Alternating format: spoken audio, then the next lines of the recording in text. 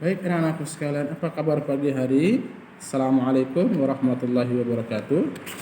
Alhamdulillah wassalatu wassalamu ala nabiyil karim.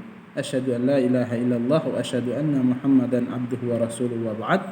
Anak-anakku sekalian yang berbahagia, tentu pagi yang cerah tanda bukti kita cinta dan berbakti kepada orang tua. Kemudian menyayangi orang tua. Tentunya kita juga sebagai hamba Allah tidak luput dari kata syukur kita kepada Allah Subhanahu wa taala atas segala limpahan rahmat dan karunia yang Allah berikan kepada kita semua, sehingga anak-anakku sekalian yang salehah bisa bertemu lagi dengan Pak Rahmat dalam pembelajaran kita di SD IT Syafi'i. Tentu bersama dengan Pak Rahmat adalah mapel pendidikan agama Islam dan adab Islami. Hari ini Pak Rahmat akan menerangkan tentang pendidikan agama Islam, melanjutkan atau mengulangi, mereview kembali pembelajaran kita yang pekan yang lalu.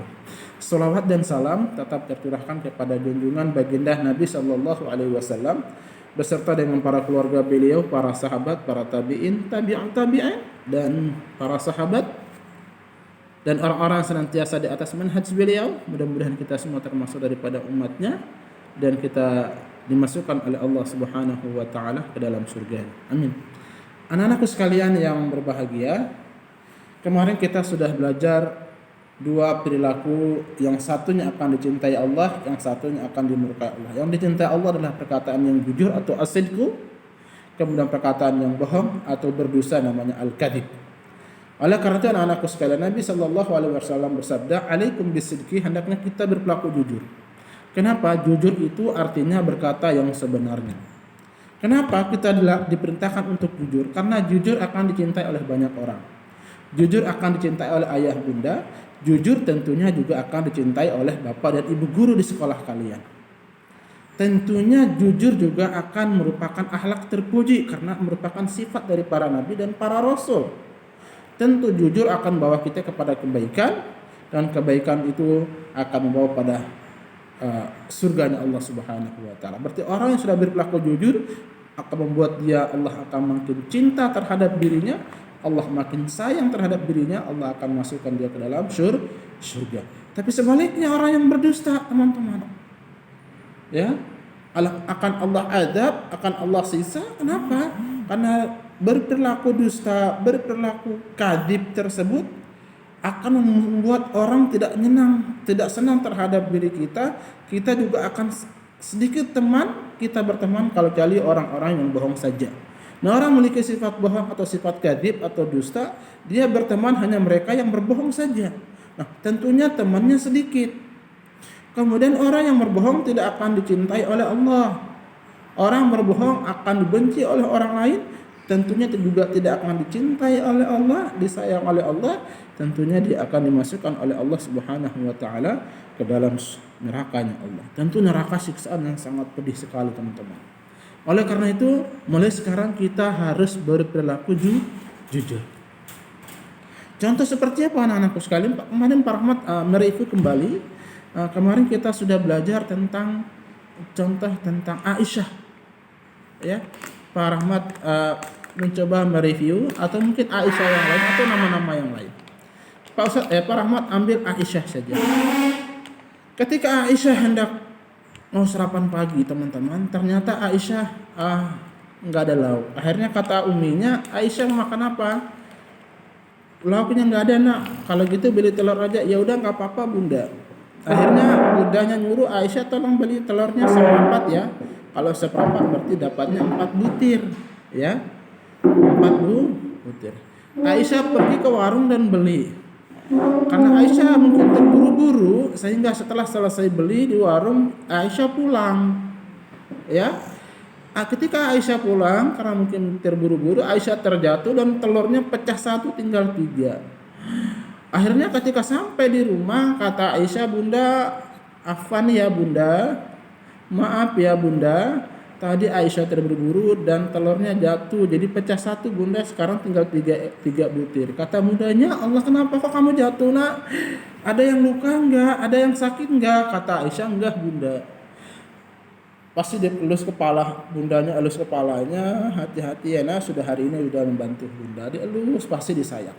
Akhirnya apa? Aisyah sarapan telur dan berangkat ke sekolah. Sebaliknya kayak contoh Koja, berarti Aisyah tadi sudah berperilaku jujur, dia tidak mau berbohong, karena berbohong itu merupakan sifat tercela. Nah sekarang kita masuk pada berbohong atau dusta, seperti Koja mengembala kambing kan, kemarin Pak Rahmat cerita panjang lebar, bala kambing ke gunung, ke bukit itu ya, kemudian kambingnya dilepasin dan kambingnya mencari rumput sendiri.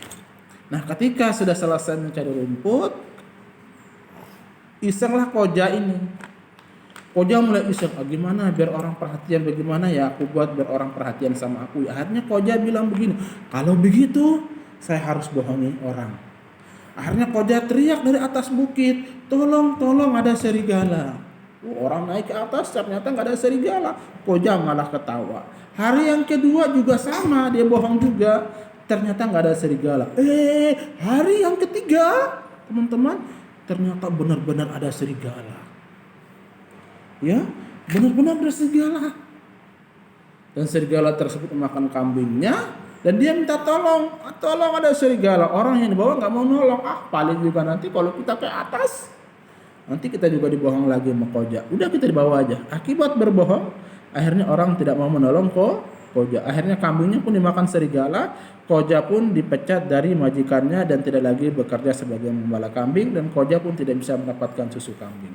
Akhirnya apa? Koja pun dipecat dan nganggur dan tidak bekerja bersama orang yang punya kambing tersebut.